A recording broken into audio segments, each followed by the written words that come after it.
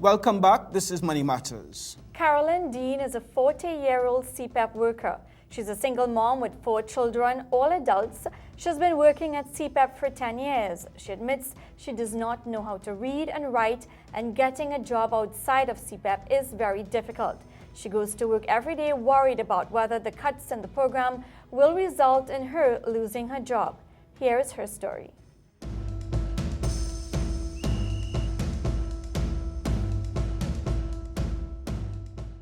What is it like being a CPAP worker? Wake up at 3 o'clock, get up and cook, pack your bag, shower, come out the road for 6 o'clock, 5 to 6. You reach 5 to 6, you come out the road, reach up for 6 o'clock. If you have to travel to come Papa Village, you have to pay $10. $10 to go, $10 to come back. Every day from Monday to Friday.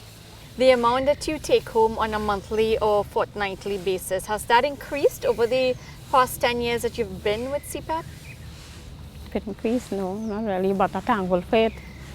You still have a job in CPAP, then you see I don't know how to read and write, so we depend on CPAP to work.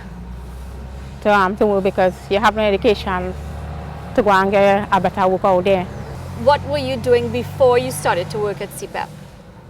Started to work URP, but sometimes they give you like 2, 3, stop here.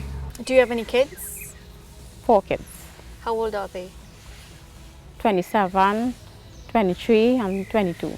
So they were teenagers when you first started to work at CPAP. Yeah. How did you manage back then on a CPAP salary, taking care of 4 kids? Well, I started like a mother and father and work, mind them, but clean out people's house, doing domestic.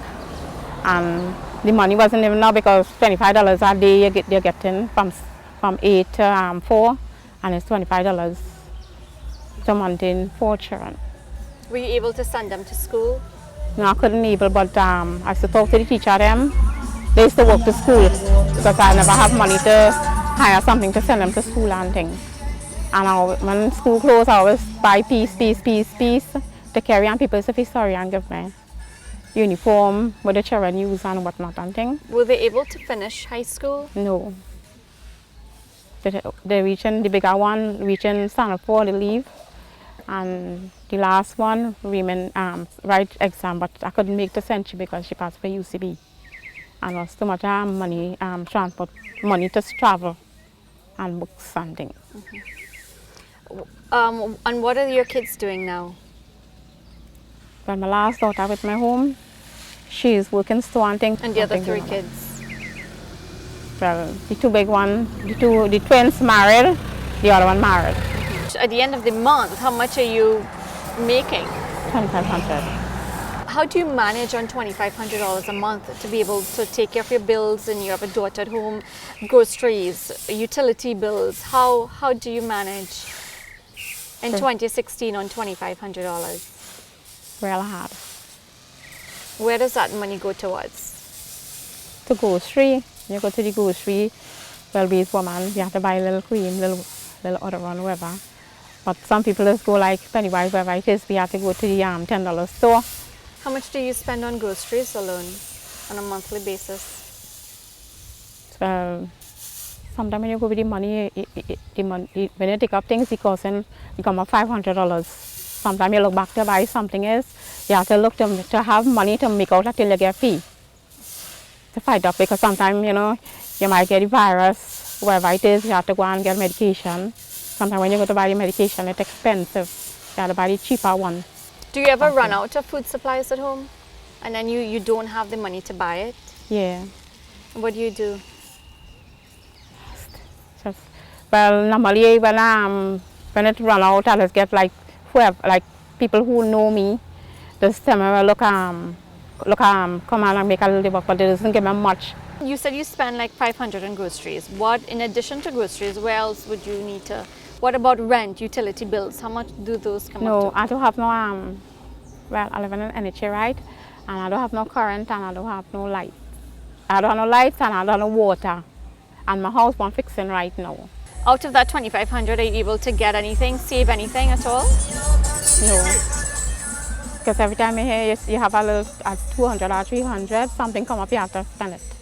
So when you finish work at 12 o'clock here, what are your days like? What do you do after? Well, as be home, what I tell you is only like you are coming up on a holidays, like whoever know me and think just come and give me a little, just call me and give me a little day work and thing. Well, I tell you, this sometimes some of them give you 100, some of them give you 200. If you didn't But have I your need- CPAP job, where would you be? Where would you be working? No way. Have you tried? Have you looked elsewhere? Yes, but I don't have no education. Does it bother you every time you hear about, opposition government, whichever party might be in power and in opposition, the argument or the need for government to cut back on CPAP? Do you ever get worried and wonder, okay, what if they cut it back today or tomorrow? What is going to be your position? Yes, I think about that. Because I say if they close CPAP, we have no work. So Have we you tried to go back to school to be able to get never had the money to go back to school, because when you have to go back to school, you have to pay. What's going to happen if you lose it? How are you going to get by on a monthly basis? Have nothing. They close up CPAP, we have no work. And we can't get no work anywhere else again, because the way how things going ahead now, you can't go out there, to people doesn't want you to anybody to come and work by them. And when you're working for them, they want to pay you next to nothing. And that next to nothing can make mine you and make a full amount of groceries. Have you tried to get into the other areas to work, in the agricultural sector, for instance? No, not really. Well, that's it for Money Matters this week. My name is Anthony Wilson. And I'm Judy Kanhai. Have a great evening.